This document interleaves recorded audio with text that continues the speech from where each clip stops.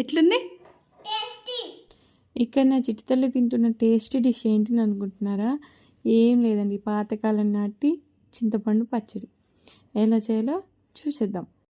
First ఒక పెద్ద నిమ్మకాయ సైజ్ అంత చింతపండుని మంచిగా వాష్ చేసుకొని నానబెట్టి పెట్టుకోవాలి. తర్వాత ఒక 10-15 పచ్చిమిర్చిని, అల్లం వెల్లుల్లిని పొట్టు తీసుకొని మంచిగా కడిగి పక్కన ఉంచుకోవాలి. ఆయన తర్వాత ఒక మిక్సీ జార్ తీసుకొని అందులో మనం నానబెట్టి పెట్టుకున్న చింతపండుని అందులోనే వేసి అండ్ పచ్చిమిర్చి, అల్లం వెల్లుల్లి, సాల్ట్ అవన్నీ వేసి మంచిగా మెత్తని పేస్ట్ లాగా మిక్స్ పట్టుకొని పెట్టుకోవాలి. ఇప్పుడు అందులోకి పోపు వేసుకోవాలి. పోపు అంటే ఫస్ట్ ఒక బాండి తీసుకొని అందులో ఆయిల్, జీలకర్ర, ఆవాలు, ఎండుమిర్చి, ఇంకా కరివేపాకు కూడా వేసుకోవాలి. నా దగ్గర కరివేపాకు లేదు కాబట్టి నేను స్కిప్ చేశాను. దాని తర్వాత పసుపు కూడా వేసుకొని ఇందాక మనం మిక్సీ పట్టుకొని చింతపండు పేస్ట్ని ఇందులో వేసుకొని మంచిగా కలుపుకొని వేడి వేడి అన్నంలో వేసుకొని తింటే ఉంటుంది. చాలా బాగుంటుంది. మీరు కూడా తప్పకుండా ట్రై చేయండి.